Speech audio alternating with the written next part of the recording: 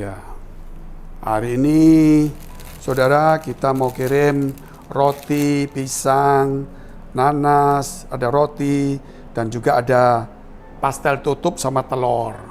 Supaya mereka ada proteinnya. Dan tidak cukup itu, kita juga, saudara, kita bikinkan mereka sop. Ya, campur wortel, campur kentang, sop ikan, sop ayam. Sedangkan saya juga siapkan ikan tongkol yang saya goreng dengan tomat, ya, juga dengan campuran ya macam-macam sedikit lah supaya variasi. Mereka kan nggak ada nafsu makan, bau pun enak, dia nggak bisa perasa bau karena kan kena virus COVID. Tetapi mungkin melihat gini tertarik lah, apalagi pendetanya yang ngasih, apalagi nanti kalau kita bicara ketua komsel yang ngasih, mereka bukan lihat makanan enak, nggak enak, melihat bagaimana Tuhan memakai para pemimpin sehingga mereka melihat kalau nggak dimakan, kasihan ini pendeta datang jauh-jauh. Sehingga ketika mereka nggak punya nafsu makan, mereka makan, saudara. Asalnya mereka nggak makan jadi makan. Jangan sampai dibuang, Pak Pendeta yang buat, Pak Pendeta yang pesan. Itulah salah satu sentuhan-sentuhan. Supaya melalui dia makan itu, otomatis dia menjadi sehat, pulih. Saya teringat akan firman Tuhan juga yang mengatakan, saudara, yang mengatakan bahwa ketika mereka berjalan di padang gurun selama 40 tahun, apa yang terjadi? Tuhan pelihara mereka dengan mana yang turun dari surga dan juga dikasih air yang dari batu yang memancar keluar. Di sini kita melihat Tuhan itu memelihara kita. Jangan takut 40 tahun mereka dipelihara soal pakaian, nggak lecu, nggak rusak, sepatu sandal nggak rusak, mereka dikasih tiang awan, tiang api. Percayalah bahwa Tuhan memelihara kita. Mungkin dalam kesakitan kita seperti padang gurun, kita rasanya sulit, tetapi pemeliharaan tetap ada. Bagi teman-teman saudara, ya para pelayan Tuhan juga, di tengah kesulitan, jangan cuma memikirkan kesulitan kita. Kita sama-sama sulit, jemaat sama pendeta sama-sama sulit. Tetapi tugasnya pendeta harus menolong jemaat. Karena kita yakin kita yang menjadi perantara antara kita dengan perantara antara Tuhan dengan jemaat. Sehingga waktu kita sulit, kita punya hati, kita bantu mereka. Saya yakin bukan mana turun dari surga, tapi Yesus yang adalah mana surgawi ada dalam kehidupan kita. Dia bukan hanya memberikan firman, dan dia bukan hanya memberikan doa-doa yang kita kirim melalui mereka, melalui video, melalui macam-macam. Tetapi saudara, mana itu juga berbentuk bahwa Yesus mengirim juga roti ini.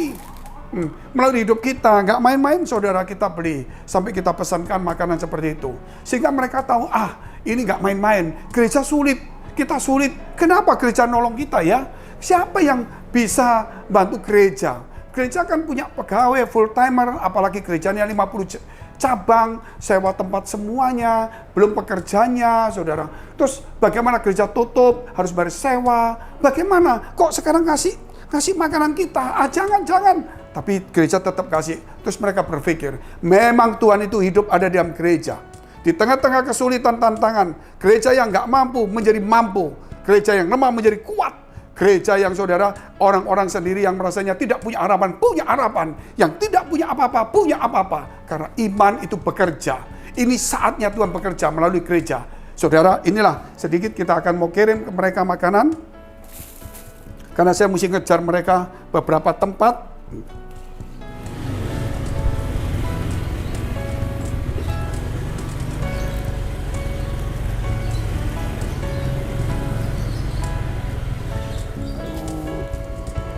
Itu yang pun orangnya.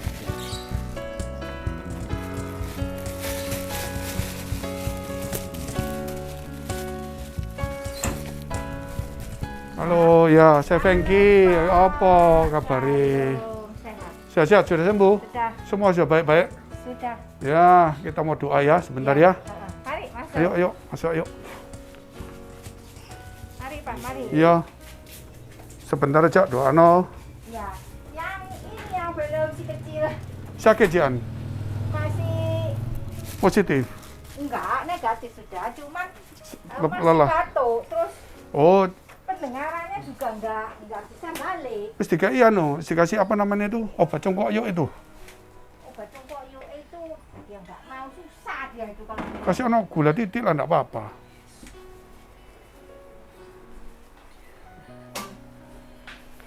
Ya kita duduk sini aja, Cik. Gak repot-repot. Ya, bentar. Gak apa-apa, wis. Yo. Itu apa? Saya tak kasih makanan dulu. Aku masak sendiri nih. Saya masak sendiri. Sampai masak sendiri. Ya masakan khusus. Nasi ayam Henan. Cuma tak kasih sambal. Oh, aduh. Ya. Iya. Yo. Makasih. Ini banyak vitamin nih. Nah, coba yuk ini siapa punya memangnya? Iya, kan dikasih dong kemarin. Oh. Iya. Kalau kan ini dikasih. coba lah ini sudah entek belum? Yang mana?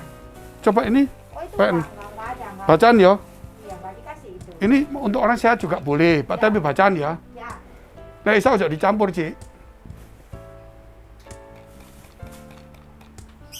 Nah, isa boleh dicampur. Ya. Selisihnya berapa jam dari obat, selisihnya berapa jam dari ini juga. Pak, masuk. Ya? Ini larang loh, hati-hati loh. Ya.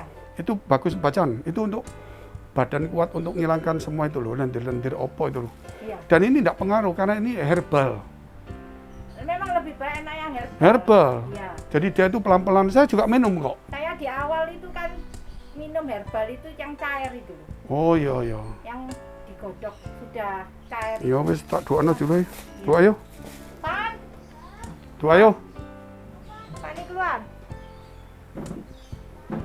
Ini jadi anu. Jadi apa? Ketua komselnya.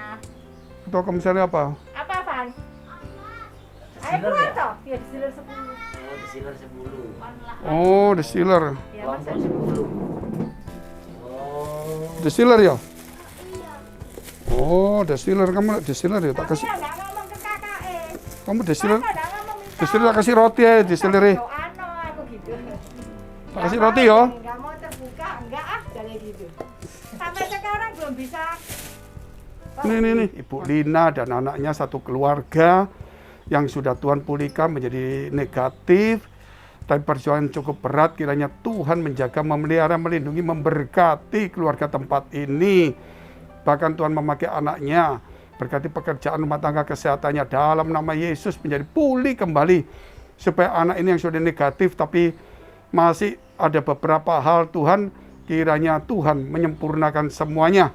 Supaya saraf-sarafnya boleh bisa merasa bau dan sebagainya dalam nama Yesus. Haleluya. Amin. Amin.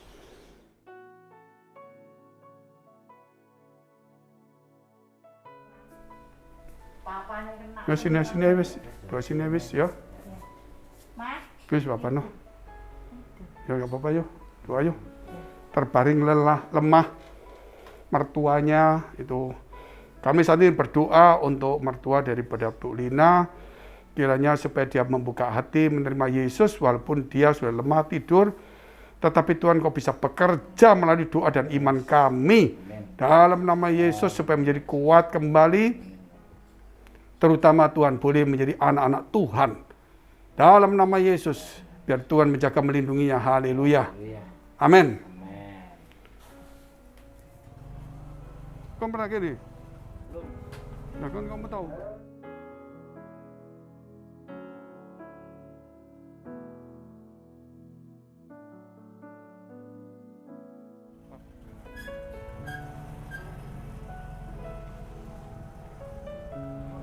Papat.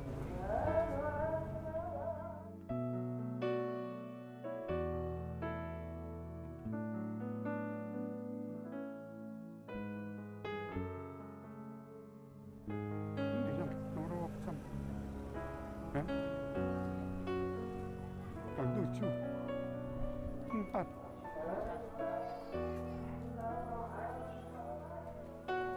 Oke. Enggak ada nomornya. Halo. Yo, ini nomor 4 di depan rumah sudah, Bu. Oh iya Pak, terima kasih. Oh ya wis, aku tak. Ya, permisi ya. Ya. Oh iya. Wis. Enggak apa-apa. Ya, permisi ya. Wis, permisi. Jemputnya. Sebentar aja enggak apa-apa. Mau doa dulu. Anak-anak mana? Biarnya Bu. Masuk sepeda banyak bunyi. Iya, enggak bunyi dia. Ya, saya doa dulu. Ayo, doa ya. Bapa kami dalam surga yang kami kenal dalam nama Tuhan Yesus, kami mengucap syukur karena Tuhan telah menyembuhkan, memulihkan Bu Ida. Kiranya Engkau memberkati keluarga ini, segala apa yang dikerjakannya, rumah tangga kesehatannya, karirnya, Tuhan memberkati semuanya. Sampai kepada anak-anaknya semua, Engkau jaga lindungi di dalam nama Tuhan Yesus, supaya berkat Tuhan turun melimpah dalam keluarga ini. Haleluya. Amin. Ya Bu, ayo duduk dulu. Selamat sore Pak Martin. Ya, hari ini saya pengen tanya-tanya nih, kemarin berhubungan dengan pandemi COVID, di mana Pak Martin ini kan sebagai koordinator komsel juga ya. Nah, selama ini apa yang mungkin kemarin tindakan apa ataupun program gereja yang dilakukan untuk jemaat BES dan juga anggota komsel daripada komsel BES yang Pak Martin kelola seperti itu. Boleh sharing ya? Boleh. Jadi begini, ketika saya mendengar suatu program dari BES, tentunya dari Gembala Senior Pak Fengki, saya secara langsung akhirnya melalui komsel, saya banyak berinteraksi, banyak menghubungi jemaat-jemaat, khususnya anggota komsel saya. Saya mulai telepon satu persatu, saya data, saya cari, tanya kabarnya bagaimana, dan memang ada beberapa dari anggota komsel, memang akhirnya mereka terpapar COVID. Dan mereka menceritakan bahwa mereka terpapar COVID dan mereka ingin juga pertama didoakan, seperti itu. Awalnya mereka ingin selalu diberi kekuatan, diberi semangat untuk didoakan, begitu. Setelah berjalan lanjut terus, tiap hari akhirnya saya, hampir tiap hari saya memfollow up. Saya menelpon ke jemaat tersebut, anggota komsel tersebut, saya kasih support, kasih semangat sesuai dengan arahan dari Pak Fengki, dari Gembala, dan juga dari pihak gereja pun melalui BBC-nya turun tangan, Bapak Ibu, melalui mereka gereja memberikan makanan, bahkan juga ada yang memberikan obat-obatan dan vitamin untuk mendukung proses penyembuhan mereka. Bagi mereka yang isoman, kalau mereka yang di rumah sakit, kita bisa telepon atau by WA saja. Kalau itu pun kalau memungkinkan.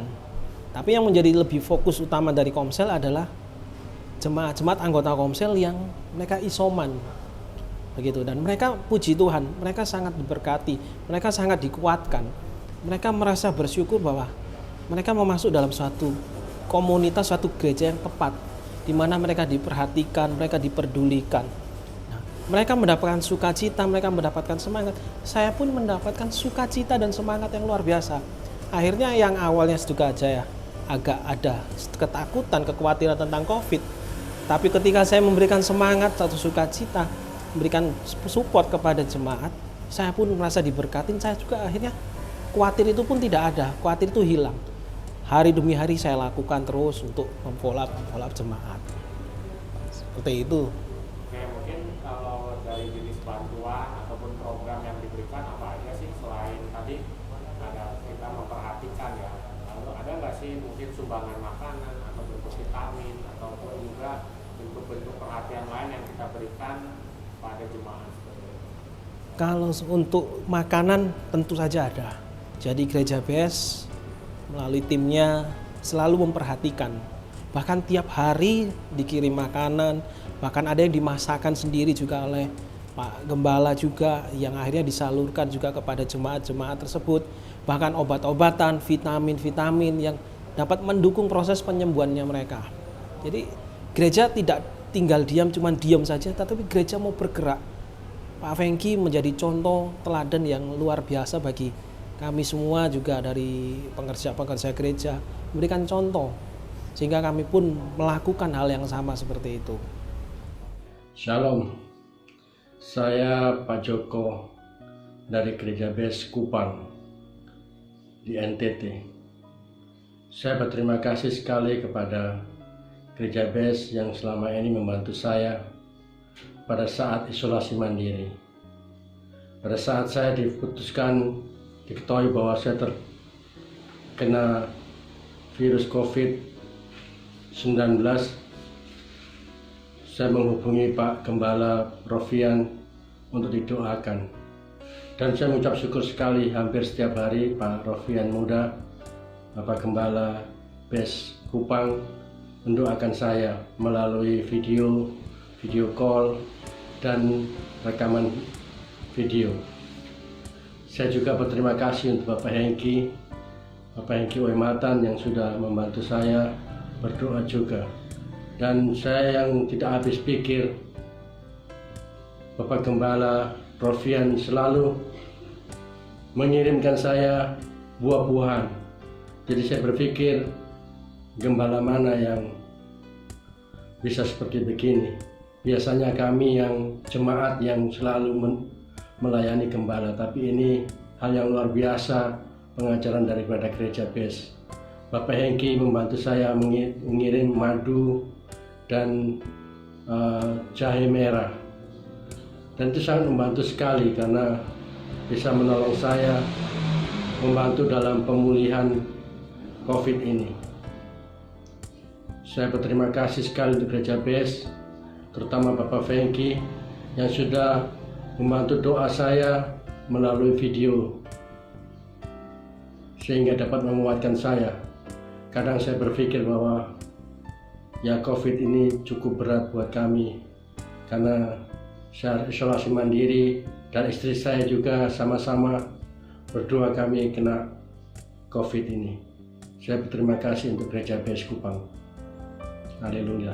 Shalom.